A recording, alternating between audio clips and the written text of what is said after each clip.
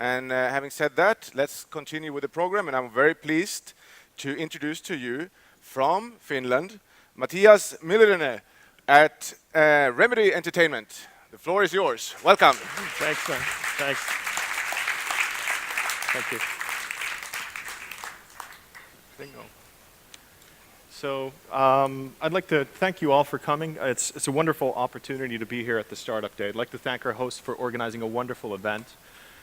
Startups are clearly something that are very close to my heart. I feel that Remedy in many ways has gone through maybe 3 or 4 startup phases during our history. I'd like to talk slightly about the games industry and where we operate. Things are going really, really quickly, and kind of a lot of things are changing. And then I'd like to talk about the things that we don't change and the things that we feel are constant.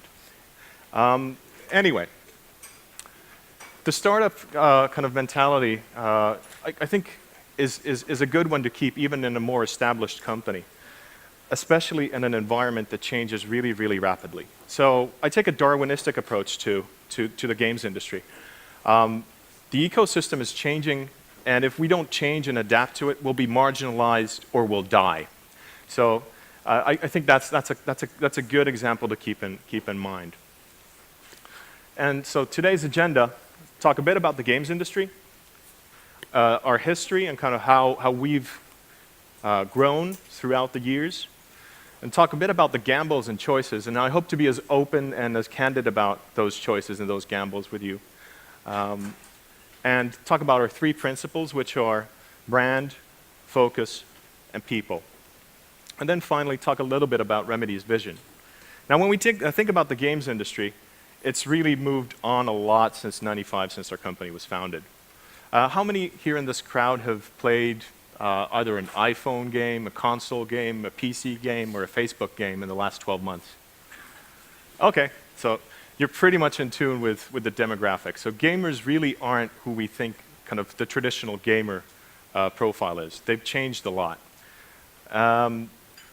And there are new markets and new wonderful opportunities. Just thinking of Facebook, for example. 20 months ago, that didn't really exist as a gaming platform. Last year, it was a $500 million business. This year, it's a $1 billion business. And how many of you played Farmville? Nobody's going to confess. Okay, here we have. Somebody's honest. So that's a lovely game that, you know, I just don't get it. As a gamer, I don't get it. As a business person, I love it.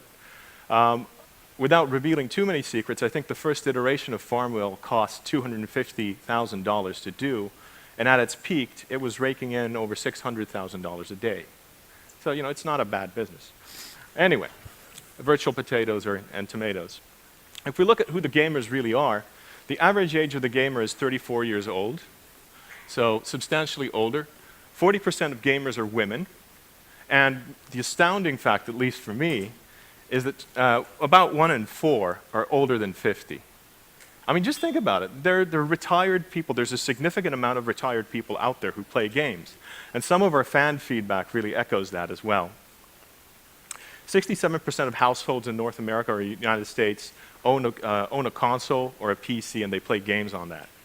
42% of the population in America play games on their mobile devices. That's a huge leap from where it was a few years back. It's jumped by about 20 percentage points. So there's a significant growth vector there. The traditional side of games is still growing. We're about 55 billion in market size, and it's growing by 4 or 5%. But the real growth vectors are coming from stuff like online and mobile games. They're going about 28% in some markets. If you look at the evolution of a creative industry, and I think it's good to look at films and kind of reflect our games industry from the film perspective.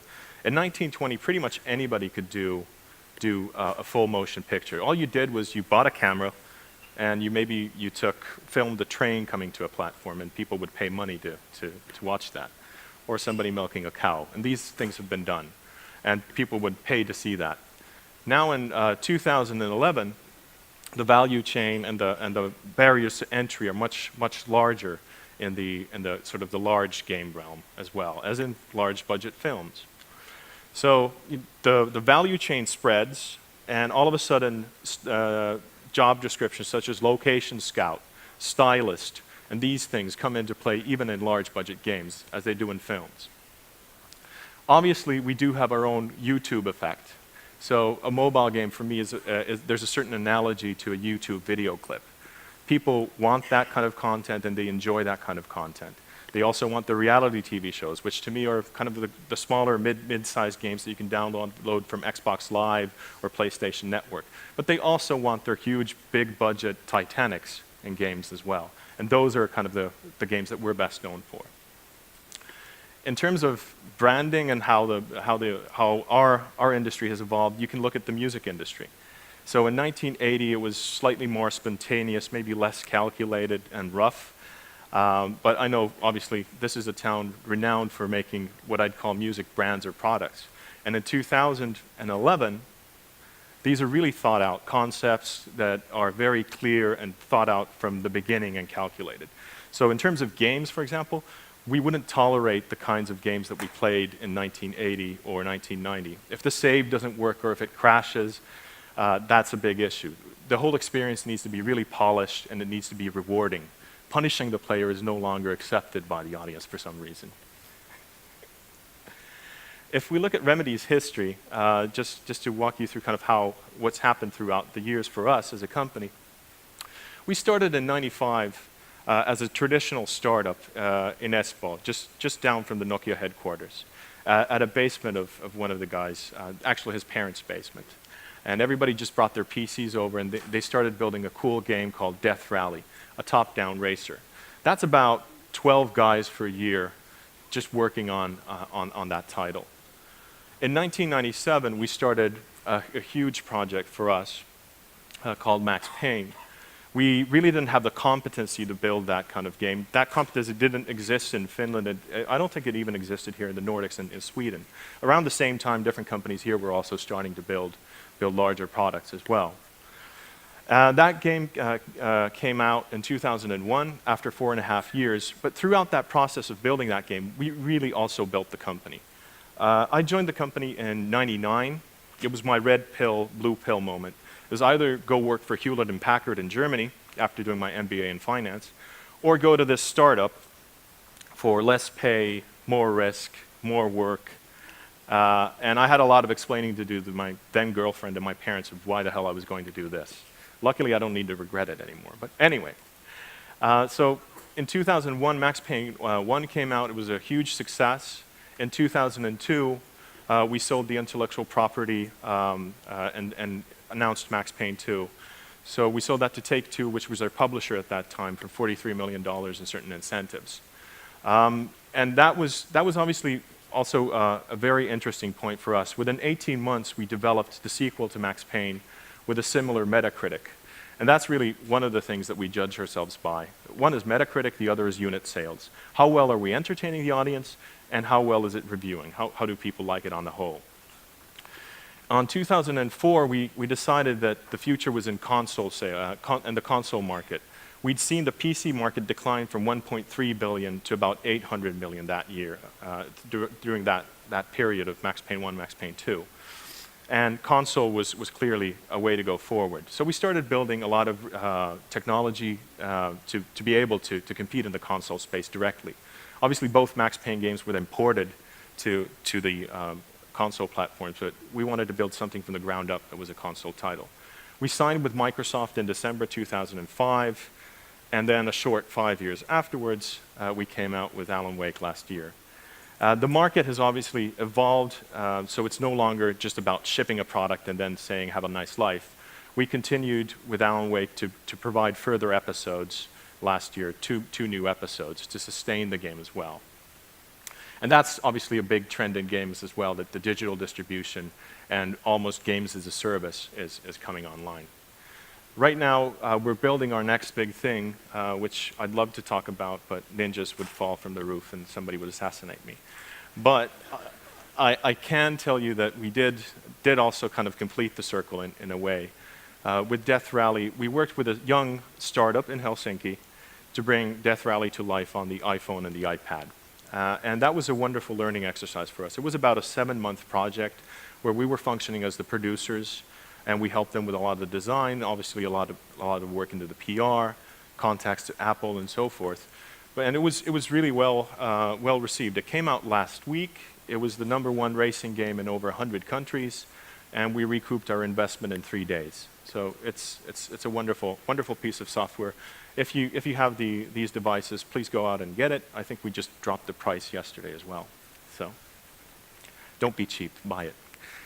Okay, and it's a wonderful market as well these days. I mean, that money, 70% of those funds actually go to the people who make these games, as opposed to feeding a retail ecosystem. Now, if we look at the gambles and choices throughout these years, we were very much the classic startup. It's almost like a rock band with no real clear roles or hierarchy. There's just vacuums of responsibility that people start to fill and roles that they take. And I think that was kind of the initial jump, to have that courage to jump in. Obviously, not to belittle startups, but if you have nothing to lose, if you're basically broke and you're a student, the risks are in a way minimal, because you really only have the opportunity cost that you're losing out on. In '97, we kind of stepped into shoes that were way too big for us, and we needed to really build the company throughout that time. In '99, when I came on board, we did a lot of changes in a very nice way. I fired our lawyers, our accountants, our auditors, and some other people. So, and really started to build it like a real company should be operating. So basic infrastructure, policies, and stuff like that. In 2004, we decided that we're going to build our next big thing. We're not going to the beach after the payout from Max Payne. Max Payne 2 was done with 25 people. Max Payne 1 was done with 22 people.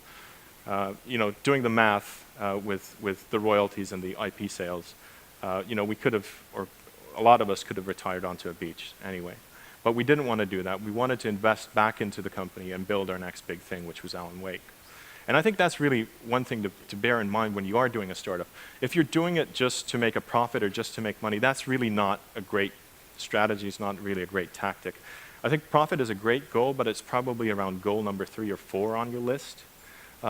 Because fundamentally, if you just chase money, it doesn't work that way. I had a wonderful call with a Hollywood agent a few months back. From a larger agency, and he gave me a lecture on the phone. I can't do his Hollywood voice, but I'll try to. He goes like, "Matias, it's not about making money. It's about making films, because that's how you make money." And I think there's a truth to that. So anyway, so we invested into building streaming technology and stuff like that, because there were concerns that can we really build a console title, and honestly, the platforms didn't exist. The Xbox 360 wasn't out by the time we were working with that, and the PlayStation 3. So there's a lot of risk. But we decided at that point in time that we're going to focus on one platform. We're going to take the business risk that maybe the 360 isn't going to be as successful, because the PlayStation had obviously won the previous round with the PlayStation 2 versus the Xbox. But now we're going to go with Microsoft. We're going to focus on one platform and try to be strategically important. And we'll cut the technology risk, and we'll cut some of the other risks, and accept this commercial risk, which turned out to be the right choice. The Xbox 360 was the leading platform when we came out, and was a very good platform to work on. And presently, this is not Michael Douglas and falling down. It's a picture of us looking to the wide open opportunities that lay ahead of us. Because with digital access in these new ecosystems, we're able to do much more engaging things. We're also able to update our games, and they're no longer just shipped and kind of we don't look after them anymore. Remedy today, I think there's many paths and disciplines and paths to success. Some of you might have friends who go and study a martial arts, and they have a yellow belt, and usually those guys are coming to you. They say that studying Taekwondo makes me the ultimate fighting machine or whatever. But really, as they progress and they learn more, they realize that different styles suit different opponents or suit different phases of the engagement. And I think that's what I'm saying here. Our cookie cutter solutions might not work for you, but they work for us in the situations where we're at. So there are 3 principles. 1, focus. 2 people, and 3 branding. They're all very kind of generic and easy to accept, but I'll walk you through a bit on what these mean to us. So just focus, to me, means a culture of quality over quantity. And that really means that we try to limit the amount of features in our games, and we try to limit the amount of things that our company does, and try to cut all those Me Too features. Now, very difficult, for example, was in 2000 when we had 6 weeks of cash on the bank, and we'd been working on Max Payne for 4 years by that time. And this venture capital guy calls me up and says, and at that time it was a lot of money, he says, here's 8 million Finnish marks, about 10 million kroner. I'd like you to start developing mobile games for us. Now, we looked at the market, and all the games were basically rock, paper, and scissors with some crappy graphics on top. There was no way to make a good mobile game. But there was a lot of temptation, honestly, to take that money and to bring in a year's burn rate. Luckily, we said no. Focus, partnerships. We serve a function in our ecosystem. That rhino over there can't pick bugs from its own back, and it allows the bird to do that. Microsoft's the rhino, we're the bird. We serve a function. Larger companies, larger factories have a very hard time being innovative and making quality entertainment, something unique that hasn't been done before, and being innovative. They do it, but they're not terribly quick at it, and it's one of the things where I think we excel. Just a few words, a story about a king who arranged a feast when we talk about the second principle, people. So this king, a few hundred years back, organizes a feast. He invites the entire town to come over, and he has music, he has food, he has merriment, and it's a massive party. The only thing that he really asks from folks to do is, you bring some wine to the common party, and we'll pour it in this container, and everybody can dip in with a glass, and we can have a drink. As the evening progresses, the people realize that they're not getting intoxicated. Trust me, I was on the boat last night from Helsinki to Stockholm. They were very intoxicated. Anyway, so these people are not getting drunk at all. And they start to realize that as opposed to bringing wine, a lot of these people brought water. Because they thought nobody would notice. And kind of the anonymity of the whole situation and lack of responsibility is clear. I'd like to think that at Remedy, we bring the best bottle of wine to the party because everybody knows everybody. Everybody has a clear responsibility and a clear role. I think as companies grow, that shared common purpose and that sense of direction is often lost. Now, on people as well, it goes to technology. We wanted to build procedural tools, built them for 2 or 3 years before we actually had our pipelines ready, but that allowed us to make a huge, wide open world with a very, very small team. And we wanted to remain small because that gives us lower overhead. I know we're here in a traditional school environment. When I went to school doing my MBA, the kind of the mantra that was accepted as true was that you need to cut needless middle management away. Now I've found in the real world, working with Remedy, that the opposite is actually true. What we try to do is we try to build a lot of design, planning, management capacity into the organization. So we have slack there. That allows us to scale when we need to. We don't need an army of artists or an army of coders, but if we have a very strong and frankly too large middle management, that allows us to scale. And you want to hire people who've worked with larger organizations. Branding, the third principle. Start with a promise. Adding marketing or branding to your product after the fact is like putting lipstick onto a pig. People will notice. You need to really bake it in from the get-go and make something good and valuable to the audience. So we start with simple things like, what do I feel like when I play?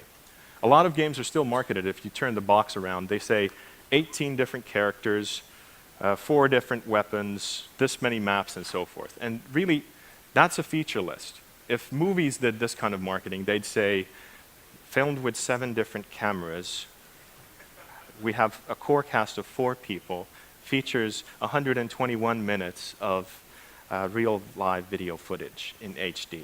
But really what you're selling is the emotional attachment. And I think that's a wonderful opportunity in our market because the rest of the guys don't really get it. They're still marketing it like it's engineering software. Okey-doke. And really the creative vision drives it. I think for us, a large part of the vision, certainly not the only part of the vision, is that people like to be told great stories. They like to be entertained. Whether it's 2,000 years ago, they're sitting by a fire, somebody's a really good storyteller, they come to listen to the story.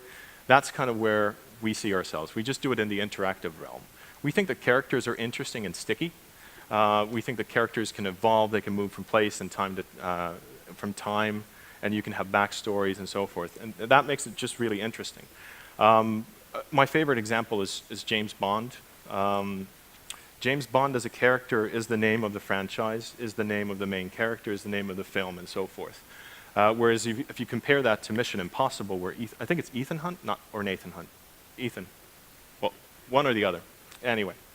And kind of now you have the central character is hidden behind the logo of Mission Impossible. If you think of a game like Tomb Raider, very successful. But they also have the brand of Lara Croft as the main character there. Now they need to promote two brands, Tomb Raider and Lara Croft. We just call it Lara Croft and sell it as such. Anyway, we also have a third-person philosophy. We want to have the main character visible on screen and for him to have very clear and distinguishable traits about his style, the way he walks, the way he looks, and so forth, as opposed to having an empty vessel where the player projects his own emotions, like in the first-person game. Finally, one of the things that we try to think about is building game-based brands as opposed to games as such. So with Max Payne already in 2001, how many have seen the Max Payne film? Sucks. I know, I'm sorry, it does. Hey, we sold the IP. We try to build these things so that there's various ways of obviously monetizing. One is selling off the franchise, another is having other people work on it, as with Death Rally, or developing it internally. With Alan Wake, I'm proud to say that we've done a better job so far. We have a book out there, we have an art book, we have a music video with Poets of the Fall, a Finnish band, soundtracks available and so forth. We had live webisodes before, kind of prequel to the game, and so forth. So I think there's really interesting opportunities now to play around with transmedia and also experiencing it on different media and different platforms, and obviously a continuation of the games as well. I was about to show you a 2-minute video of Wake, but I think it might be better spent. This really is your time, and we should probably talk more about, you know, getting some interactivity into this situation as well. So I'm happy to take questions. Questions. We'll start with the audience. Don't be shy. Here, do we have a microphone coming?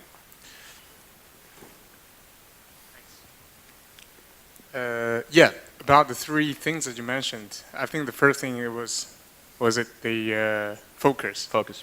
Because in the startup phase of a company, we actually feel like it's really hard to focus. Like storyteller, you have 6 weeks of cash flow in the bank account. But if we're a really small company, it will literally go bankrupt without, you know, we don't have that many networks or venture capitalists behind us. It's really tough for make the choice. So what do you think can, you know, make the choice based on the factor that you have? Yeah, like I said, a small company. I've gone through, I mean, for example, we built FutureMark, which had some valuable technology. We felt it wasn't in our focus, so we spun that out into a separate company. And they went out and got venture capital, set up an office in California and Toronto, and so forth. And actually, they had a second spin-off from FutureMark itself 2 years ago with some telecom software that was really valuable, and that was a different focus. So I think I wouldn't do those necessarily on the longer term in your company under one roof, because I think it's good to have one market, one focus, and try to be the best that you can be. As a small company, if you try to compete against many players, you usually get your ass handed to you.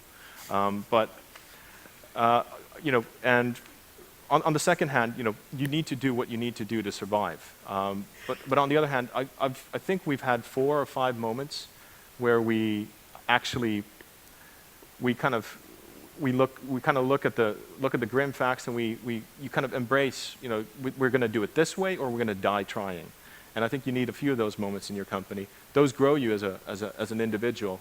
And by the time you go through the 3rd or 4th one, it doesn't feel as dramatic as it did on the 1st and the 2nd one. Could you elaborate on that a little bit? Give us an example of those grim moments and how you came to, you know, hold the position. I mean, for example, with Wake, it was a 5-year development process.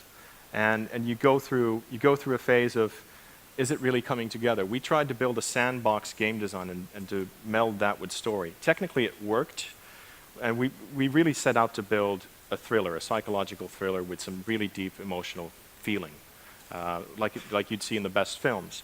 Now with the sandbox design, what we had happen, and after millions invested into it, the player would turn up in a monster truck to a love scene where his wife is crying, and this is supposed to be a really emotional moment, and he's jumping over logs on a monster truck and comes there, and that really just ruined the entire scene. And that's when we realized that all the work that we put into building these wonderful systems needed to be trashed, and we needed to start all over again. We could have gone on that trajectory and shipped an okay game, but never a great game. And it was really, really painful to throw away, I think it was probably 3.5 million euros worth of work and go back to it, especially since it's your own money. We don't have external investors. And to have that, the guts to do that was absolutely the right choice for the game and for the audience. Did you make that decision yourself? We made it as a collective, but I mean, ultimately, it comes down to the CEO, and I think that's one of the things that we learned throughout the years as well. That a clear reporting line is very important. We didn't always have that in place. We had equals in many places, kind of the rock band mentality. But I think it's really important to have a hierarchy. There's a good reason why grown-up companies have boards, CEOs, and management teams, and they all have their different functions. Thank you. More questions from the audience? Can we have some more light, maybe? We have one right here. Right there. You mentioned Farmville. Why didn't you choose to move into that direction, the social gaming? I think any creative force needs to create games that they enjoy. I just don't enjoy growing tomatoes.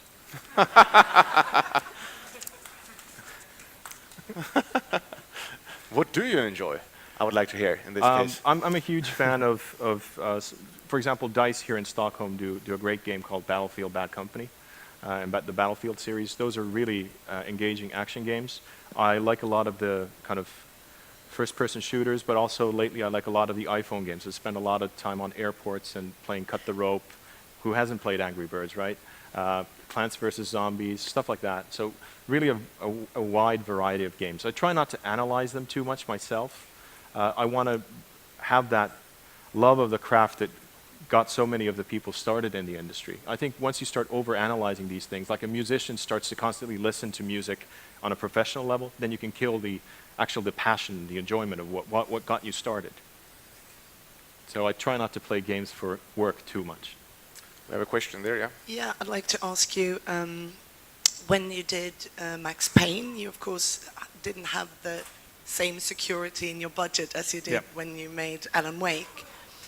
What kind of experiences did you bring from that kind of uncertainty that you could really use in the development of Alan Wake, where you had a lot more money to work with? Yeah, I think with, I know you guys probably know better, but from my perspective, I think there are two types of innovation. You have Slack innovation, where you have a lot of resources, a lot of time, let's spitball something, let's do blue ocean. And then you have constrained innovation, where, oh my God, we need to do this, we need to deliver. Max Payne 1 was very much, the main character, Max Payne, is actually the photograph of our lead writer, Sam. The guy who delivered Coca-Cola to our office was used as a mobster. And Sam's mother is the main bad person in that, the big bad. And so we just didn't have the budget. We couldn't also do these cinematics in the game, which are kind of like the video moments within the game. We didn't have budget for that, so we decided to do a graphic novel approach. So basically there are comic screens to further the story and to do that. So we had a lot of innovation in that realm.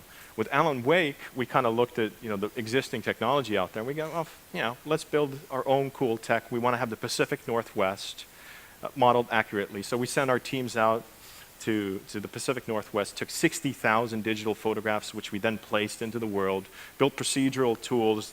If I model a road, it now knows automatically that there must be some gravel on the sides and then grass here. If I raise the elevation, it'll know to take the grass down some, and these are all it's really smart tech, but it takes you 2 to 3 years to do. And we built this wonderful piece of software make this game. So I think there we had more time and we could do things the way we wanted to do them from the beginning. And no technology could do that, so we just built our own. I don't know, I think it shows in the game. I think it's a great quality of entertainment. And for Wake, I think the kind of we did push storytelling in games slightly further. I think it was more cerebral than a lot of the games out there, and I think we did push character further, and that's certainly something that we want to do in the future as well.